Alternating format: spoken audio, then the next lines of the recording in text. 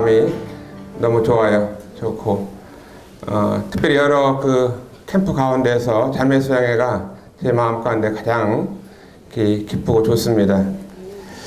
저는 그 어릴 때부터 지금까지 성장한 과정을 보면 여인들을 통해서 성장을 받았다 이렇게 말을 할 수 있습니다. 저희 가정이 경기도 용인군 남사면 원암리 236번지 외암이라는 곳에서 이렇게 자랐어요. 저희 아버지, 어머니, 할머니, 할아버지 고향에서 이렇게 자라게 됐는데요. 아주 가난한 가운데 농사 짓는 아버님 농군의 장남으로 태어났습니다. 저희 어머니께서 이 사남매를 낳으셨는데요. 제가 이제 위로 누님이 계시고 제가 장남이고 밑으로 남동생들이 둘이 있습니다. 이렇게 가난하게 지냈던 그 시골 마을에서 그래도 행복했어요. 아버님께서 이 군고구마를 구우시면 우리 큰아들 이 고구마처럼 토실토실 자라라고 고구마도 구워서 저에게 먹여주시고 이렇게 했었습니다. 그런데 이 추억 오래가지 못하고 제가 8살 되었을 때 아버님께서 미군차의 그 교통사고를 통해서 돌아가셨습니다.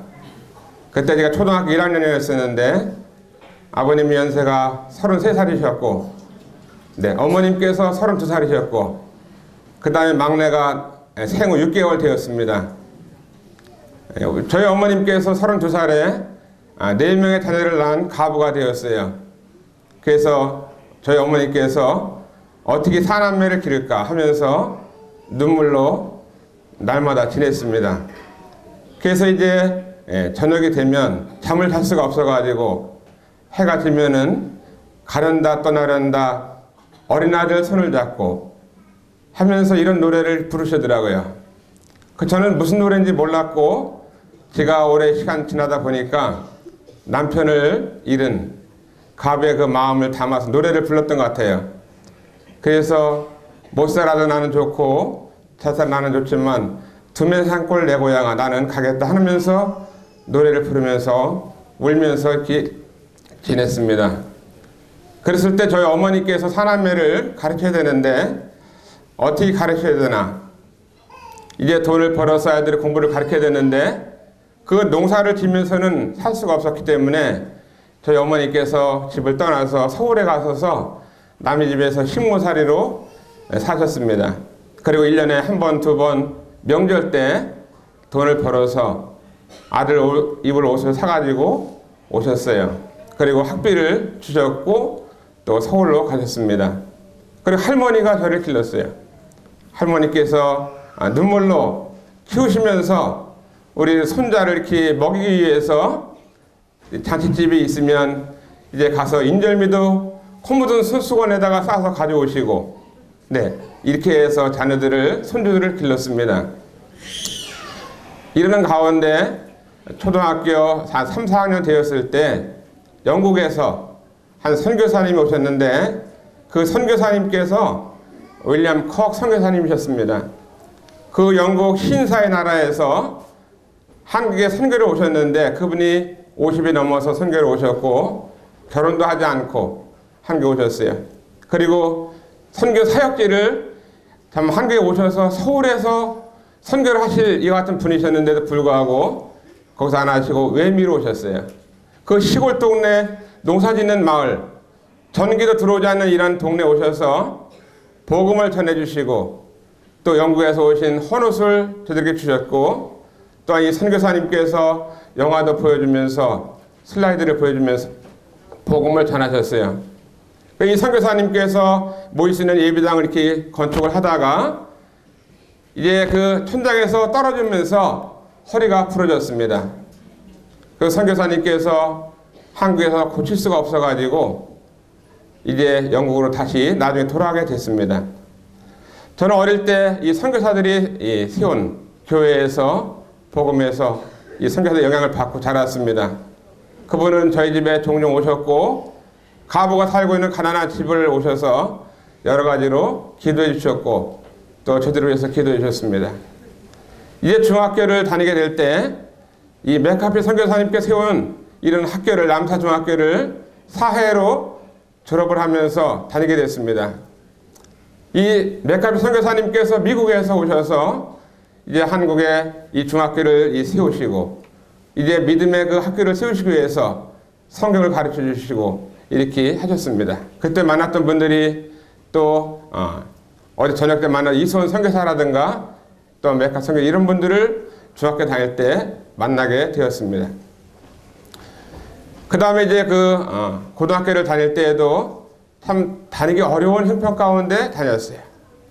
남들은 쉽게 다닐 수 있는 학교였지만 저희 어머니께서 사남매를 기르시기 위해서 고생을 많이 하셨어요.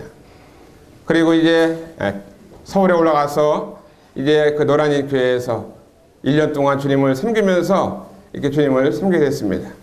그때 제임스 선교사님들 만났어요. 그 제 인생에서 어릴 때부터 쭉 성장 과정을 보면 선교사의 영향을 받았고 할머니 또 어머니 이렇게 여인들을 통해서 성장이 되었습니다. 가부의 아들이고 가난한 농사꾼의 아들이었습니다. 이러면서 이제 제가 마음 가운데 집에 일찍 들어가도 허전하고 아버지도 안 계시고 또 가난하고 그래서 얼른 가정이 너무나 이렇게 어려운 가운데 있기 때문에 믿음의 가정을 세워야 되는데 그래서 믿음의 가정을 세우고 하나님을 잘 믿는 가정을 세워서 살고 싶다 하는 것이 소원이었기 때문에 늘 기도를 했습니다. 이제 군대를 가서 또 군 생활을 하면서 하나님 제가 이 가정을 세워서 믿음 안에서 주님을 잘 섬기기를 원하는데 제가 결혼을 할 수 있나요? 저한테 시집 오는 자매라면은 할머니도 모셔야 되고 또 시삼촌이 있는 시삼촌도 모셔야 되고 또 시어머니도 모셔야 되고 또 시동생 둘이 있는 시동생도 모셔야 되고 남편도 모셔야 되고 어떤 여자가 나한테 시집을 올지 돈도 없고 배운 학벌도 없고 또 재산도 없고 그래서 결혼하기 참 어렵겠다 했지만 하나님은 불가능을 가능케 하시는 분이시잖아요. 근데 어느 시골 조암 수정교에 있는 한 처녀 자매가 하나님 앞에 기도를 했습니다. 나는 이 땅에 살아가면서 믿음의 형제를 만나야 되는데 두 다리가 부러진 형제라도 하나님을 믿는 형제라면 나는 그 형제를 택하겠다. 앞을 보지 못하는 형제라도 하나님을 믿는 형제라면 나는 그런 형제하고 살겠다 하면서 이런 마음을 가졌던 한 자매가 있었습니다. 오늘 군대에 있는데 저희 어머님한테 전화가 왔어요. 어머니께서 행상을 하셨는데 복숭아를 이렇게 팔고 이렇게 이고 다니면서 복숭아를 팔으셨습니다. 그런데 어떤 아가씨가 오더니 복숭아를 3,000원어치를 사더래요. 그런데 3,000원을 사는데 돈은 10,000원짜리를 주면서 모친님 이것은 7,000원 용돈이시고요. 그 3,000원만 주세요. 7,000원은 그냥 용돈이라 그러면서 주고 가더라는 거예요. 이렇게 2번을 했대요. 그래서 그 어머니께서 저에게 전화가 와서 아니 이렇게 세상에 마음씨가 고운 아가씨라면은 나는 이런 아가씨하고 살고 싶다 이런 마음을 했었습니다. 이제 1년 남겨놓고 군대 휴가를 나왔는데 그 여인을 소개를 받아서 만났어요.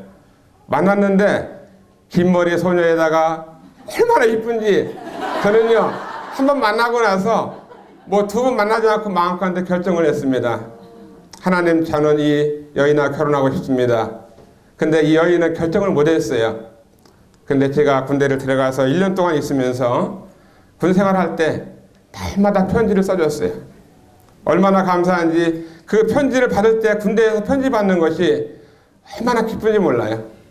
그래서 저는 날마다 편지를 받으면서 주머니 넣고 다니면서 읽고 제 인생 가운데서 이제 군 생활을 제대로 하면서 바로 6개월 있다가 예배당에서 결혼을 하게 됐는데요. 예배당에서 결혼할 때 모친님들께서 국수를 삶아주셔가지고 얼마나 감사하게 예배당에서 이제 결혼식을 끝나게 됐습니다. 토요일 날이었는데 이 결혼식이 끝나고 난 다음에 저는 신혼여행을 가지를 않았어요. 내일이 주일날인데 주일날 주님 앞에 나를 낳아주시고 또 구원받게 하시고 믿음 안에서 가정을 갖게 했는데 내가 결혼 첫날부터 예배를 안 드리고 신혼여행 간다는 것은 이해가 안 됐습니다. 그래서 집에서 자면서 그 다음날 주일날 하나님 앞에 나가서 예배 드리고 그 다음에 애찬 끝난 다음에 속리산으로 신혼여행을 갔습니다. 잘했어요? 네. 박수 한번 쳐도 되죠? 그 속리산에서 신혼여행을 마치고 우리는 신혼부부가 되어서 주님 앞에 기도하면서 살았습니다. 하나님께서 저희 가정을 이렇게 만나게 하시고 믿음 가정을 세웠는데 우리가 아침마다 기도해야 되고 부지런해야 되고 열심히 살아야 되니까 우리가 이제 구보를 해야 된다. 저는 군대에서 정신이 있어가지고 잠을 자는 피곤한 신혼부부를 깨워가지고 아침에 예배당을 항상 구보를 해서 달려갔습니다. 손을 잡고 구보했어요. 그리고 하나님 기도해야 되는데 기도하고 또 얼른 집에 가서 밥 먹고 출근했습니다. 이러면서 주님 앞에 열심히 이제 신혼초를 살게 되었습니다. 결혼한 지 10년이 되었는데 하나님께서 저희들에게 자녀를 안 주시더라고요. 근데 우리 할머니께서 우리 장손이 큰 손자가 아이가 하나 있어야 되는데 늘 얘기했습니다. 저들은 아이들이 없어도 행복하게 살았는데 그런데 하나님께서 자녀들을 주시 않아갖고 이렇게 살고 있었지만 우리 아내는 마음 가운데 입양을 해야 되겠다 이런 마음을 이렇게 마음에 생각을 하고 있었던 것 같아요. 그래서 10년 지난 다음에 한 아이를 입양했는데 그 아이의 입양은 참으로 어려운 가운데 누군가가 그를 유산시키기 위해서 했던 아이였는데 저희 가정 입양이 되었어요. 그리고 10년이 지난 다음에 또 두 번째 또 이렇게 쭉 하면서 이 고아를 입양해서 전도해가지고 하나님의 교회에 이 어릴 때부터 하나님의 말씀으로 양육을 해야 되겠다 하면서 이제 입양을 하기 시작했는데 작년까지 아들 7명, 딸 2명 해서 9명의 고아들을 입양해서 함께 살고 있습니다. 감사합니다. 저는 이렇게 입양해서 이렇게 아이들을 입양해서 함께 살면서 살아가는 것은 한 영혼이라도 잃어버린 영혼을 전도해서 구원받게 하고 어려서부터 그들이 믿음 안에서 자랄 수 있도록 하기 위해서 이렇게 하는 것입니다. 다 똑똑한 아이들이 아니에요. 남들이 입양하지 않는 아이들을 저들이 입양하니까 얼마나 힘들어요. 그렇지만 부부가 함께 아침에 일어나서 아이들과 함께 경건의 시간을 하고 저녁에 잠자기 전에 같이 찬송 부르고 하나님 말씀을 들려주면서 함께 이렇게 살게 되는데 집에는 이렇게 신생아가 이제 돌진한 아이가 있는데 제가 자매 수양회를 위해서 저도 여기 오면은 힘이 되고 집에서 있으면 잠을 못 자요. 자다가 애가 울으면 이제 화장실 데리고 가야 되고 또 우유를 줘야 되고 물도 줘야 되는데 여기 오니까 푹 잘 수 있어가지고 너무나 감사합니다.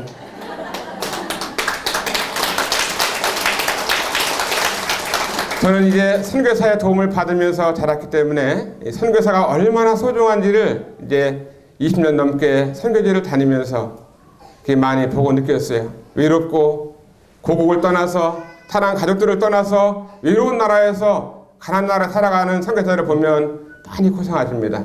그래서 그들이 오면 초청하고 또 그들을 격려하고 또 선교지를 방문하고 또 그들이 부탁하면은 무엇인데 일만하면 들어주기를 원하고 이것이 제 마음 가운데 어릴 때 받은 선교의 인상이었기 때문에 감사한 마음을 가지고 살아가고 있습니다.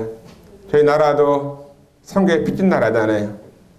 우리나라가 정말 하나님 모르고 살아갈 때 가난한 가운데 하나님 모르고 지옥 가고 있을 때 많은 외국의 선교사들이 오셔서 우리에게 복음을 전해줬기 때문에 우리는 선교에 빚을 진 나라고 선교에 빚을 진 백성입니다. 빚이라고 하는 것은 갚아야 하는 것입니다. 그러나 하나님께 우리나라를 축복하셔서 이제는 선교사를 보내는 나라로 축복하시고 미국 다음으로 대한민국을 하나님께서 깊이 사용하시는 것을 볼 때 감사한 마음이 있습니다.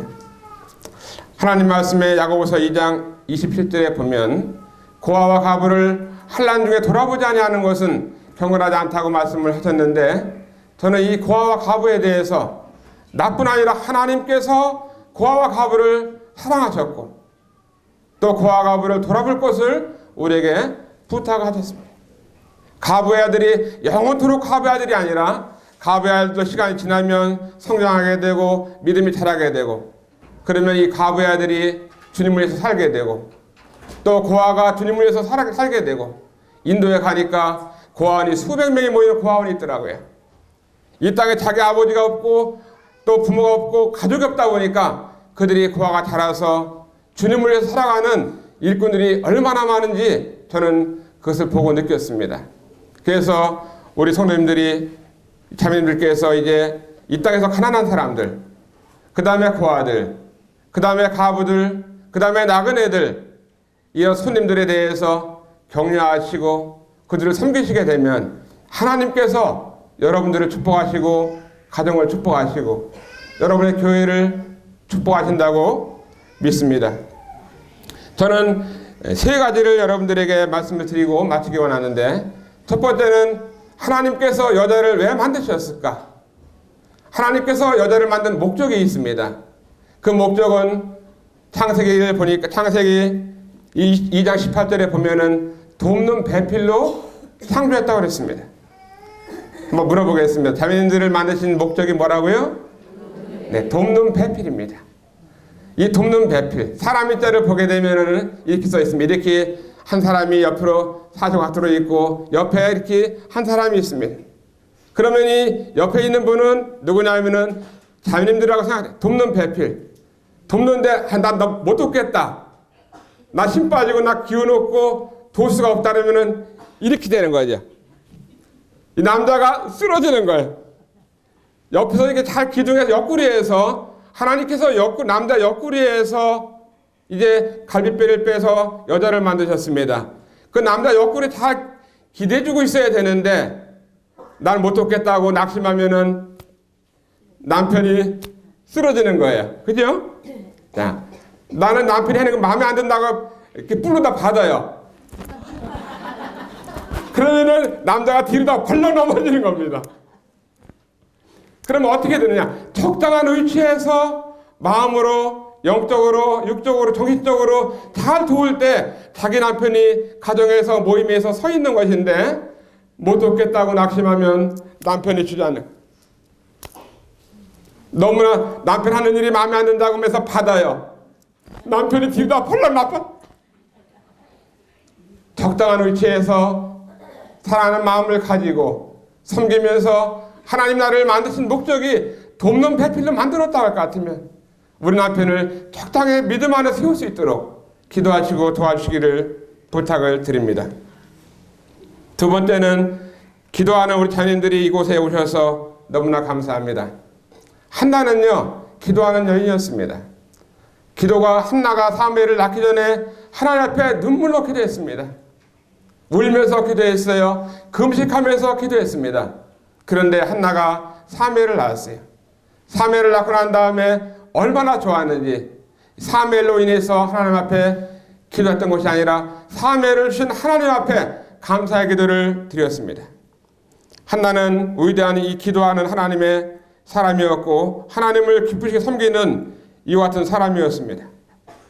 가정이 세워지고 교회가 세워지고 이 나라가 세워지는 것은 자매님들의 기도를 통해서, 한나와 같은 기도를 통해서 여러분들이 세워지고 또 여러분의 가정이 세워지고 여러분의 아들, 딸들이 세워지고 남편이 세워진다고 믿습니다. 저는요, 같이 아내하고 잠을 자다 보면은 아침이 되면은 아내가 변화는 없어져요.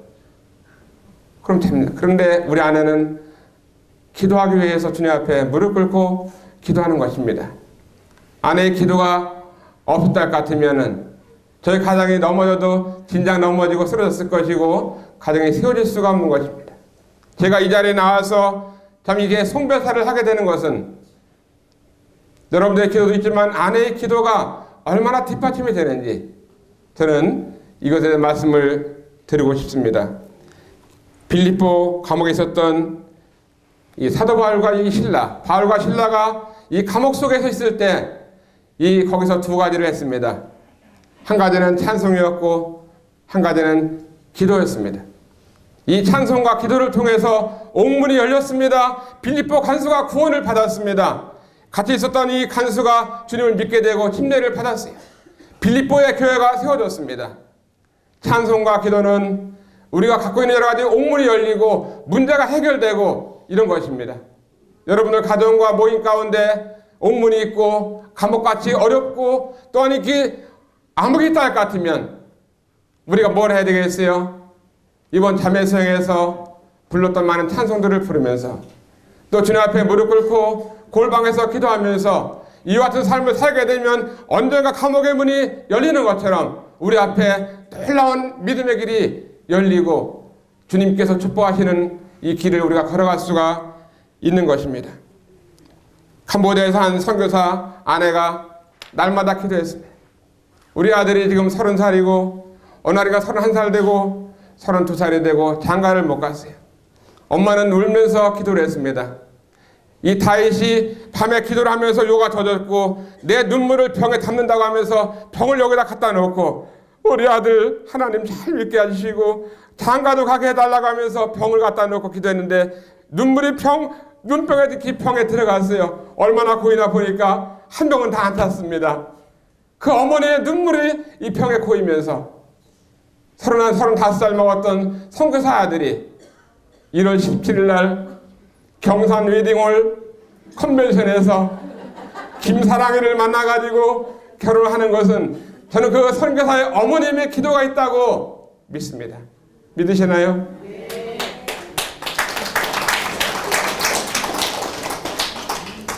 어머님의 기도는 아들의 마음을 움직이는 것입니다. 한 방울의 어머님의 눈물의 기도가 아들이 보았다고만 할 것 같으면은 100마디의 말보다도 한 마디의 눈물이 더 필요하다고 믿습니다. 사람이 건강하려면 땀을 흘리면서 운동을 해야 됩니다. 마음이 건강하려면 사람의 눈물이 있어야 하는 것입니다. 그러나 우리들의 영혼이 건강하기 위해서는 정말 이 피가 흘려져야 되는 것입니다.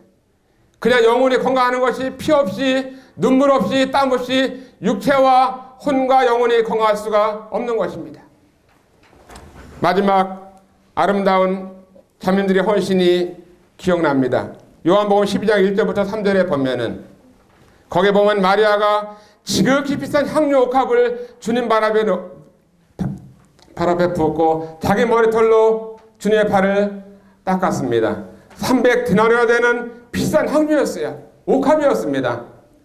이 마리아는 그것을 가지고 결혼할 자금으로 썼는지 모르겠어요. 그런데 이것을 우리 주님을 위해서 향료 옥합을 부었을 때 이 마리아의 향료 옥합이 온 방에 향료 냄새가 가득했다고 말씀하고 있습니다. 저는 이 오늘날 한국 모임에 자매들의 헌신이 없다 할 것 같으면 모임이 이렇게 세워질 수 없다고 믿습니다. 저는 이 같은 헌신에 대해서 안산 동북에서 한 성도님의 헌신에 대해서 잊을 수 없는 한 가지 기억이 있습니다. 그 형제는 40이 되지 않았는데 어느 날 이제 회사를 출근을 했습니다. 그래서 아침에 전 버스를 타고 이제 횡단보도 앞에서 길을 건너면은 회사이기 때문에 신호등을 대기하고 다 이렇게 서 있었습니다. 이제 신호등이 바뀌면 건너가서 출근해서 일을 해야 되는데 이제 버스가 이렇게 돌아오더니 가만히 서 있는 형제를 쳐가지고 형제 그 자리에서 죽었습니다. 근데 이 2명의 자녀를 둔 자매가 졸지에 가부가 되었어요. 30대 가부가 됐어요. 그래서 이제 이 자매가 울면서 주님 앞에 자기 남편의 죽음을 기억하면서 두 자녀를 어떻게 기를 것인가 하면서 눈물을 흘리면서 마음이 어려움 가운데 지냈어요. 저는 가부에는 자랐기 때문에 가부의 눈물을 이해합니다. 네, 죽을 수 있잖아요. 뭐 남편이면 죽을 수 있고 아니면 죽을 수 있지만 우리가 죽는다 할지라도 우리는 천국에 가서 소망이 있기 때문에 얼마나 감사해요. 그런데 이 자매를 이제 뒷일을 도와주면서 장례식을 마치고 또 여러 가지 들었던 보험이 있었는데 보험금을 타게 되는데 이제 1년 넘도록 시간이 많이 기다렸습니다. 거기서 이제 보험금을 이제 몇 억을 탔어요. 돈이 이제 생겼잖아요. 그죠? 남편의 죽음을 통해서 보험금을 탔는데 이런 교제를 자매에게 해줬습니다. 자매야, 이것은 남편의 죽음의 돈이고 정말 한 푼이라도 허튼 데 쓸 수 없는 이런 돈이다. 그런데 나는 이 일에 대해서 정말 주님 앞에 보험금을 탄 걸 감사하고 더 감사한 것은 참 자매 마음 가운데 살아가면서 주님이 계속 축복하시는 이 길을 보기를 원하는데 이 보험금을 탄 것에 대해서도 주님 앞에 감사 헌금을 드릴 수 있다고 하면은 하나님께서 자매를 더 축복하시고 보험금을 배나 늘려가지고 도우시고 또 재산도 부족하지 않게 자녀들 둘 다 잘 길러서 또 대학도 가르치고 결혼도 시키고 해야 되는데 하나님이 축복하시기 원한다. 이렇게 교제를 했었습니다. 근데 이 자매님이 제가 하는 교제를 그냥 지내쳐버리지 아니하고 보험금을 타는 날 형제님 보험금 탄 것 중에서 주님 앞에 헌금을 드립니다 하고 교회에다가 2,500만 원을 헌금을 했어요. 근데 저는 마음 가운데 얼마나 감사한지 이 자매를 도와주고 싶었어요. 2,500만 원 정말 그 이상으로 도와주고 싶은 마음이 있어서 어떻게 하면 될까 하면서 이 자매를 도와줬는데 2,500만 원 도와줬는데 제가 볼 때는 이제 그때 이 자매의 앞날을 살아가면서 뭐 직장생활 할 수도 없고 그러니까 임대사업이나 해서 살 수 있도록 하면 좋겠다 이렇게 생각하면서 조금만 역전에 있는 소형 아파트를 하나씩 작은 금액을 들여서 전세를 놓고 사주게 됐는데 며칠을 사주게 되었어요. 몇 년 지나면서 이 집값이 올라서 자매가 이제 거기서 나오는 월세를 받고 아들을 기를 수 있도록 했는데 자매가 이제 장로의 말을 잘 들어가지고 헌금도 하니까 얼마나 감사한지 도와주고 싶은 마음이 많이 있더라고요. 저는 이 이야기를 생각하면서 한 자매님들의 헌신이 주님의 교회를 세우고 가정을 세운다고 간증을 드리고 싶습니다. 저는 자매들 생각하면 늘 감사한 것이 있어요. 어느 날인가 제가 57번째 생일이 되었는데 집에 자식도 많고 어머니도 있고 아내도 있는데 뭐 몇 곡도 없이 그냥 지나가더라고요. 주일날이었어요. 아빠 오늘 아빠 생일이네 그러더라고요. 근데 잠잘 시간이었습니다. 그래도 서운하더라고요. 뭐 생일날 케이크도 없고 양말도 없고 편지도 없고 그러니까 사람이잖아요. 그죠?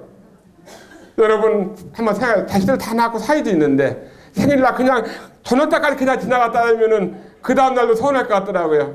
그래서 저는 어떤 자매한테 그랬어요.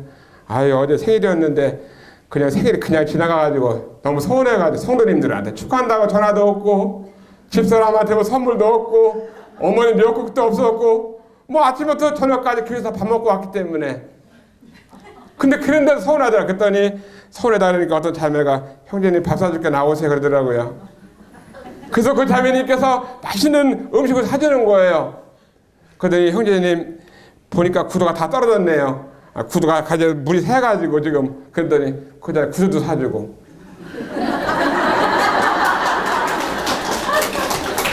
근데 얼마나 감사한지요. 저는 어떤 이런 얘기를 드리면서 여러분들이 섬기는 교회 가운데서 여러분들이 섬기는 이런 장로 사역자들 가운데 그들의 생일을 기억하면서 굉장히 감사합니다. 식사 한번 같이 하자고 이렇게 한다든가 뭐 넥타이 하나 사준다든가 양말 사준다든가 또 감사의 표현을 하면서 신발 하나 사준다든가 감사하고 제가 말씀드리는 것은 성도를 사랑하는 것이 주님을 사랑하는 것이고 성도를 사랑하지 않는 것이 주님을 사랑하지 않는 것이고 제가 주님을 사랑하기 때문에 우리 자녀들을 위해서 함께 시간을 보내면서 지내는 것입니다. 마지막 세 가지 드린 것을 말씀을 드리면은 첫 번째는 우리 자매님들을 돕는 배필로 지으셨다. 두 번째는 기도하는 일에 하나님께서 우리를 부르셨다. 세 번째는 그 마리아의 헌신을 통해서 드렸던 것처럼 오늘 우리들이 필요한 것이 우리의 헌신을 통해서 이 교회가 세워지고 가정이 세워지고 하나님의 복음의 역사가 일어난다고 믿기 때문에 마지막 성별의 말씀을 드리는 것입니다. 이와 같은 이 간증과 말씀이 이제 마치는 시간 가운데 우리 자매들 가운데 힘이 되시고 또 능력이 되어서 더 주님을 위해서 정말 이 돕는 자로 주님을 위해서 기도하는 여인으로 또 주님 앞에 가정을 세우기 위해서 아름다운 향유 냄새가 계속 나기 위해서 아름다운 헌신이 우리 가운데 있다고 하면은 우리 전국 기혼자매 수행회를 통해서 주님이 마지막 때 놀라운 일들을 이룰 거라고 믿습니다. 마지막 성별의 시간 감사하고요. 내년 이맘때 또 우리가 같이 주님 안에서 아름다운 전국 참여 수행회를 다시 만날 수 있으면 감사하겠습니다. 안녕히 돌아가시고 또 편안히 돌아가시기 바랍니다. 감사합니다.